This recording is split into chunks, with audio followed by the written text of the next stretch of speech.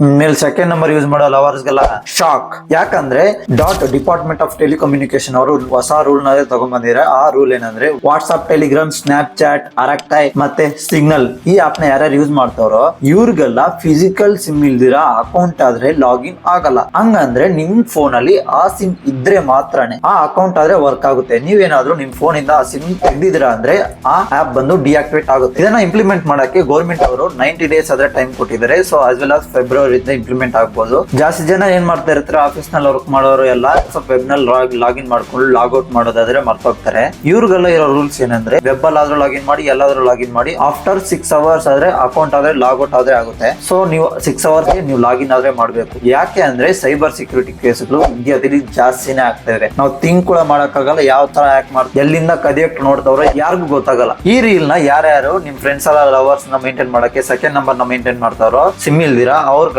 ಈ ರೀಲ್ ನ ಶೇರ್ ಆದ್ರೆ ಮಾಡಿ. ಅಂಡ್ ಇನ್ಫಾರ್ಮೇಶನ್ ಚೆನ್ನಾಗಿದೆ ಅಂದ್ರೆ ನಮ್ಮ ಪೇಜ್ ನ ಫಾಲೋ ಮಾಡಿ. Thank you.